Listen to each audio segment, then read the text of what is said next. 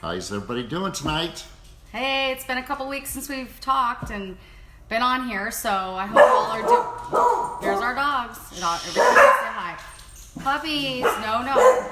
So anyway, we couldn't do it last week because we had our event out at Lake Pleasant, which was awesome. Right. And praise God, such blessing. And anyway, so we just want to let you know that we are doing great. Our kids are doing great, and they're getting ready to start school. And I'm like, thank yay! God. Wow. Yes, for those of you who have nuts. kids, you know exactly what we're talking about.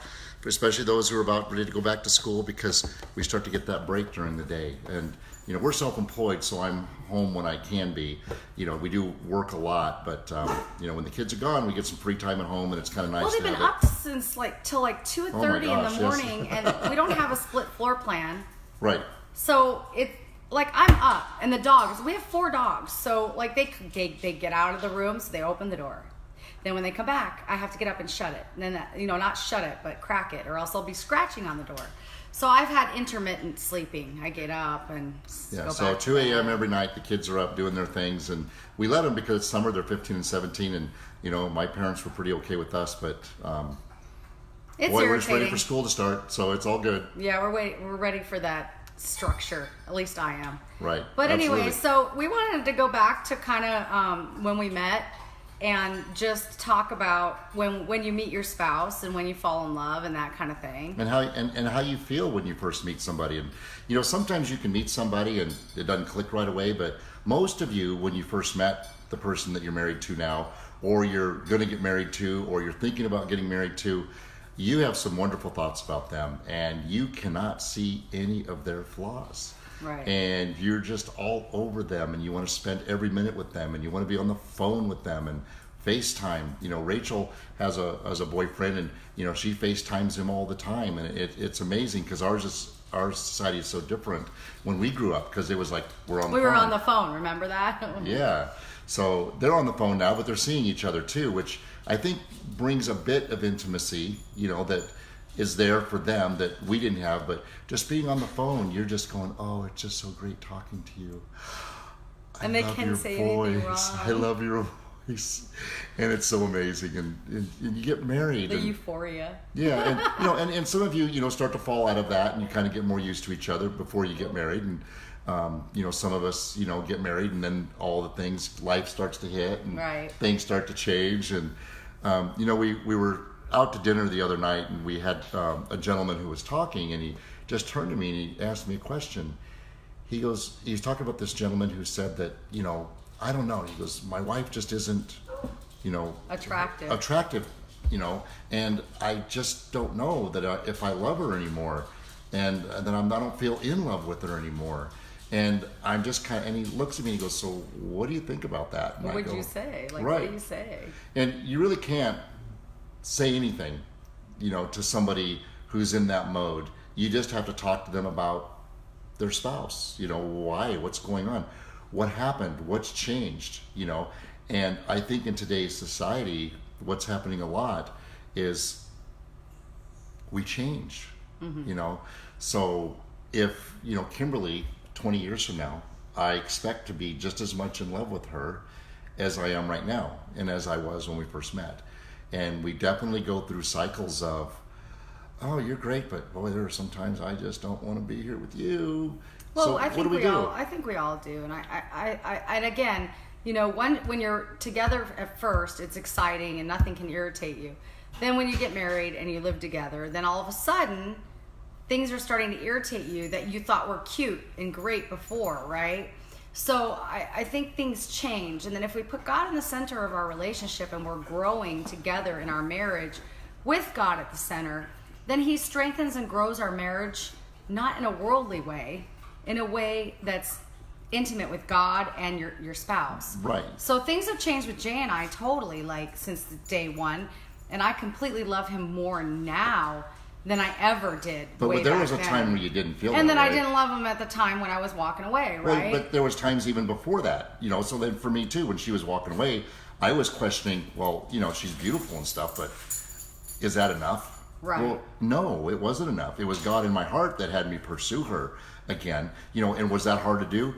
Absolutely. But the thing is that as you spend time together, you start to pick each other apart. You do. There's those things It's that she was talking normal. about. You start to get irritated with each other. You start to get irritated over things that you thought were cute, like Kimberly was saying. But more than that, oh, sorry, hold on a minute. Okay, we have somebody might be showing up at our house to pick up one of the kids. So if that happens, sorry, it's going to be This really just loud. happens, you know? I mean, we're here at live video and things happen. And we live life, so. Hey! So the thing is that as time has gone by with both of us, there were times that, she had gained weight. I had gained weight. I was certainly not the fit man that when we got married, because I was He was benching really fit, 325 and squatting 500, and I was all, and she was going to the gym every day. And when we got married, we looked our best. And as We time were went on, also very young. yeah, we started gaining weight. We started having fun. We started making money. We started partying. We started going on vacations. And, we're spending so much time together, we start picking each other apart. It's a mindset. And when this gentleman asked me the question, this gentleman said he didn't think his wife was beautiful. And it's like, well, the question is that, and he goes, well, she doesn't turn me on anymore. What happened? She got older. And what do we do when we get older? They usually are divorced and replaced, right? Right. That's usually what happens, but... And we see that way too often. It's totally in our society, and it's the norm. It's considered the norm. Like the women, the cougar going after the younger man, and things like that. Right. But we have to go and we have to look at what does God want our marriage to be, right? Not what the world wants it to be. The world is against us. The world is against marriage. You look at every magazine out there, it's all about, how do you get turned on by da-da-da-da-da. And believe me, that was my mindset too, because I came from a worldly perspective of sex and things like that. So it took a lot for me with my relationship with the Lord to know that it's different. And when you have that mindset that it's supposed to be this way, what the world portrays it in movies, and things like that, in the porn industry, everything, it's hard to break that, but you truly have to trust in the Lord to bring you to a level of intimacy in your marriage where I can just say flat out, hands down, it's amazing, right? Mm-hmm. But it took work. It's the intimacy. Work. The intimacy took over our relationship, right?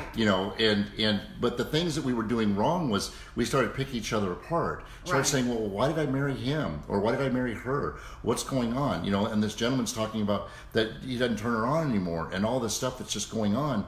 And it's like, well, you know what? Why doesn't he turn around and ask her? Well, what do you think of me? What does he ask her that? Because he's gotten older too. He probably has a little belly now. He's probably gained a little bit of weight. He is probably not as attractive to her as he was when they met. And it's kind of like, let's put it in perspective. We're both getting older. We're both changing. All of you are changing and getting older. Some of you are young and you're still in the prime of this. Now is the time to start connecting intimately. The looks and how you look isn't as important as how you connect. Yeah. When Kimberly and I one night, we were dancing and we talked a little bit about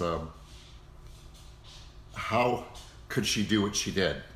And to me, for a man, sex is our intimacy, that physical touch. And for women it is too, but for men it's more so, and that's how we understand it. Oh, I think it's opposite.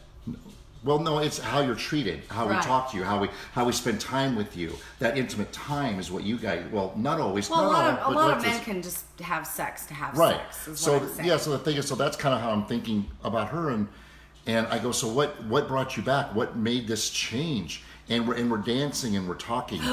There we go. Now. Okay. I'm getting leads and things are popping up on my phone. Right. So she was just trying to clear it and that messed us up. So. Anyways, the idea was, and I'm looking at her in the eyes, and she's looking at me in the eyes, and she goes, well, the difference was, it wasn't this. Right. And I'm looking at her going, well, what do you mean? No, this moment, this connection. We're holding each other, we're dancing, we're looking at each other's eyes, and we're just talking to each other, and we're just feeling each other, and we're feeling how each other's feeling It's about the each other, intimacy. how we're looking at each other's eyes, and that look of, I love you, that you can just see in their eyes. And that was some of the stuff that I had to overcome because of the hurt.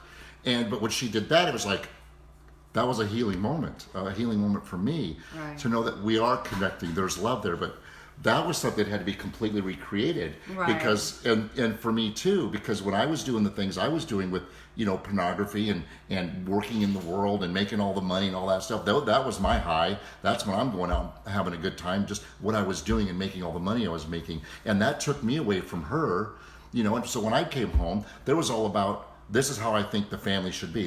And I was not very nice. I mean, I would be nice, but there was times I saw a video once and I was talking to the kids and her, and I just looked at that video and I saw how I was speaking to them, and I just went, wow.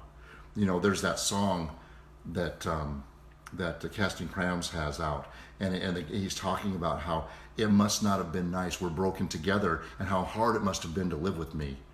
Right. And I placed myself in that moment, and how hard it must have been for her to live with me. I talked down to the kids, and I'm talking down to her because I'm this guy who's doing all this successful stuff, so I must know how to do things right. And it was all my perspective of trying to be right, but not listening and being intimate and hearing her, because I just said, this is how you fix this. Right. And I think communication's huge. I mean, you really need to spend time together and have that time together, because the kids and life will take you away. And like I said, intimacy is into me you see. And that's what it is. It's basically showing and sharing your heart. So, we live busy lives, all of us. He works, I work, we have kids, we have dogs. And we have to just make it a point to get away and to do things, or to go hang out in the pool in the backyard alone, just so we can talk. And just, again, there's other times where we should probably say, hey, I know you're busy right now. Let's try to be more respectful of each other's time and say, let's take a moment that we can sit and talk. Because sometimes we women, we just go up to them and throw up all over them, and they're in the middle of something and they're like, what? Well, let's clarify what that means. It's like I'll be doing something, and Kimberly, she says, hey, like tonight's a perfect example of that. She hands me this little thing she wants me to read, to help kind of get a perspective on what she'd like to talk about tonight. I go, okay, great. I'm sitting there reading it, and she's in the background talking to me. And I'm going, honey, I really need to focus on this so I can get this. I really need to focus on this so I can understand this. And I'm reading, and then she's saying something else. And she goes, okay, she understands. And a minute later, she's saying something else. Ladies, we want to hear you. We want to talk to you. But it's not fair for you to ask us to do something. We're in the middle of doing it, and you want to hit us with 10 other things. And that's not really what I was talking about. I was talking about sometimes we just go up and we interrupt him, and we're telling him, and we're revealing our heart. And we're telling him something very important, and we're revealing ourselves. And sometimes guys, they don't know how to react to that, other than they want to fix it. So, right. and an automatic reaction when you catch your husband in the middle of something is like they're like a deer in the headlights going, what did you just do? So I think you got to start setting boundaries. Like, okay, when you do that, and I say, okay, let's take a pause moment, and I know you're trying to share your heart with me right now, but this isn't a good time for me, so let me finish. Give me a few minutes. Yeah, let me finish what I'm doing, right. This.